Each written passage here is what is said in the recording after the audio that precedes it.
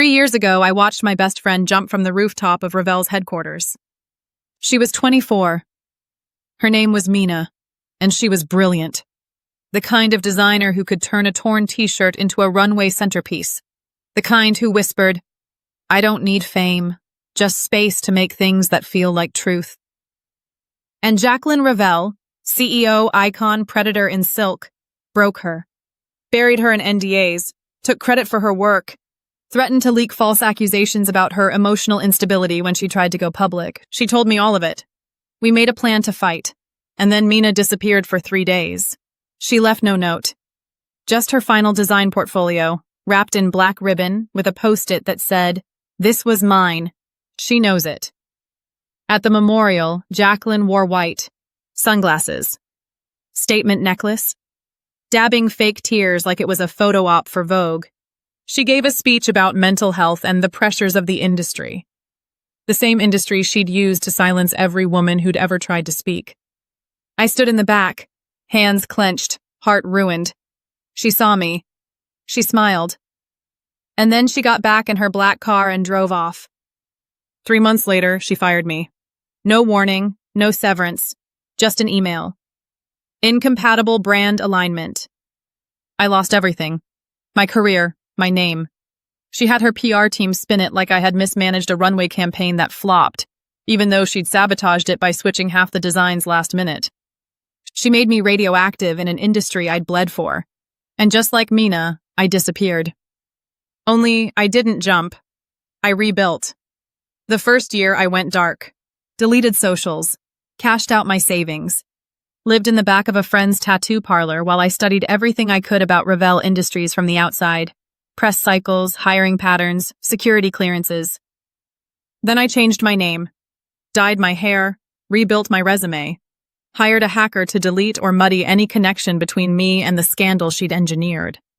I became Camille Frost, brand specialist, crisis consultant, background so clean it shined. And 1 year later, I applied to join Ravel's relaunch initiative under their shell PR firm, Juniper Inc. She didn't recognize me in the interview. Her eyes skimmed past me like I was just another industry vulture trying to feed off her downfall. She smiled, same teeth, same charm, same fake warmth. And she said, "You'll help me remind the world who I really am." I smiled back. It would be an honor. Ravel's headquarters hadn't changed. Same brushed concrete walls, same perfume cloud in the elevator, same ivory desk at reception where Mina used to doodle patterns on sticky notes while we waited for meetings. But everything felt colder, like Jacqueline had frozen the whole company in grief. Not for Mina, but for the control she lost when Mina died and people started asking questions. She called this new initiative a rebrand. I called it camouflage. I was placed as her direct liaison for crisis recovery. That meant daily meetings with her inner circle, reviewing all messaging, digital campaigns, and editorial controls, and access. So much access. Her files, her calendar, her private brand consultant who sent encrypted documents labeled soft targets. I found a folder named Stitch buried in the design team's local archive. Password protected, but not for long. That's when Jade, a junior production coordinator, slipped me a flash drive in the hallway. No words, just a look. I didn't know her, but I knew the look. I opened the drive at home that night. Inside, video clips of Jacqueline berating an intern behind closed doors, a private Slack thread where she mocked survivors of a harassment case she claimed to support, a transcript of a text exchange between her and an anonymous donor arranging a silence fund transfer for a former stylist, 80,000 wired offshore, and at the very bottom, a file named Mina D Final, DSGN. The design that headlined Ravel's spring show the year Mina died. Claimed by Jacqueline, applauded by the press. But in Mina's file, her original sketches, date-stamped, watermarked, and in the metadata, created 4 months before Ravel's studio even began spring planning. She didn't just take Mina's life, she took her art. The next day, I looked Jacqueline in the eye across a strategy table covered in trend reports and demographic psych sheets. She asked me if the tone for her comeback documentary felt honest enough. I said, "Yes, you come off very human." She smirked, and I imagined for a second what she'd look like in a casket. Not out of gore, not out of rage, out of justice. Pure, silent, final. That night, I stared into my bathroom mirror for a long time. I took off the wig, scrubbed off the makeup, watched Camille Frost disappear. Underneath, I was still me, and I was still burning. Jacqueline kept everything in her cloud drive. Not the official company one. That was monitored. No, she had a private, off-grid server she called Paradigm. I found the name by accident. She left her phone unlocked one morning when she went to powder her nose before a shoot. Just 30 seconds on the screen, long enough to see a text from her attorney. Uploaded the clause updates to Paradigm. Make sure it's encrypted this time. Last intern poked around too much. My hands didn't shake. I just took a mental snapshot and waited. By the end of the week, I'd bribed the building's IT tech with a burner phone and a flash drive preloaded with designer knockoff sketches I told him were for inspiration. In return, he gave me backdoor access to her internal Wi-Fi and a ping address that bounced to an encrypted login tunnel. And there it was, Paradigm. Inside were layers of corruption so thick they felt sticky. Internal memos about unpaid interns being labeled collaborative apprentices to avoid wage laws. Contracts with a media firm paid to shadow ban, negative hashtags on TikTok and Insta. Surveillance footage of employees working past 2 a.m. after being told their loyalty would define their future. But that wasn't the worst of it. The worst was the folder labeled Fall Girls. Each file inside was a name I recognized. Mina, Gretchen, Lexi, Janelle, even me, under my original name, Alyssa Gray. Each file had evidence of how she'd set us up. Emailed warnings to HR. Leaked partial transcripts to gossip blogs. Fabricated timestamp edits that made it look like we had screwed up. Each woman was erased with precision. And now, she was about to do it again. That's when Lexi called me. I hadn't heard her voice in 2 years. We used to sit side by side in strategy meetings. Two girls with notebooks and grit, trying to survive a world built for monsters. She'd vanished after her final campaign flopped, or so I thought.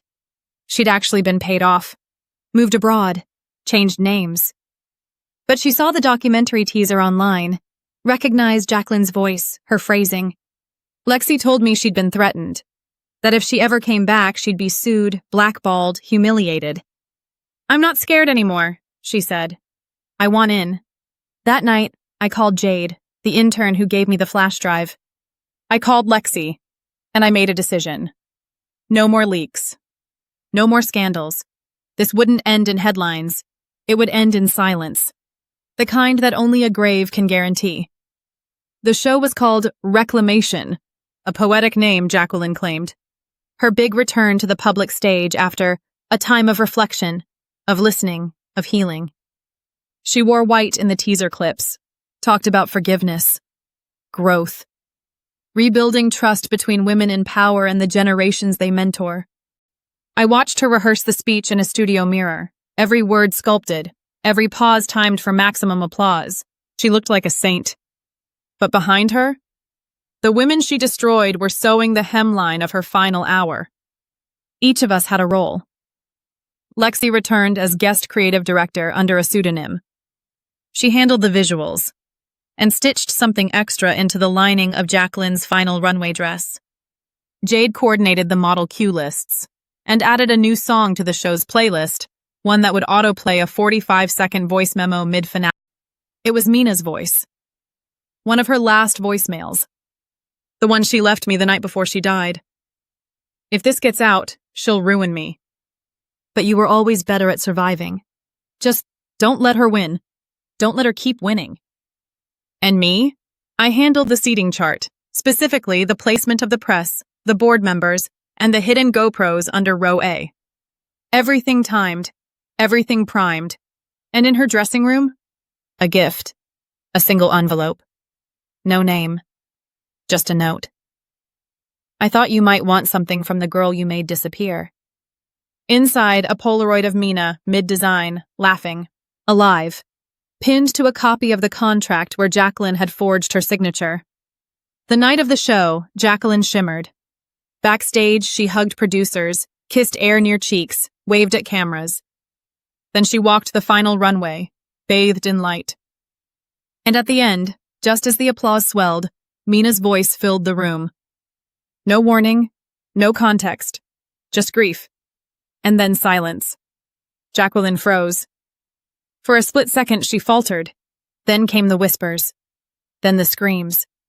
She walked off stage like a woman possessed, back to her dressing room, where Lexi was waiting, where the press was already gathering, where the files from Paradigm were being uploaded to the main screen via a hijacked HDMI.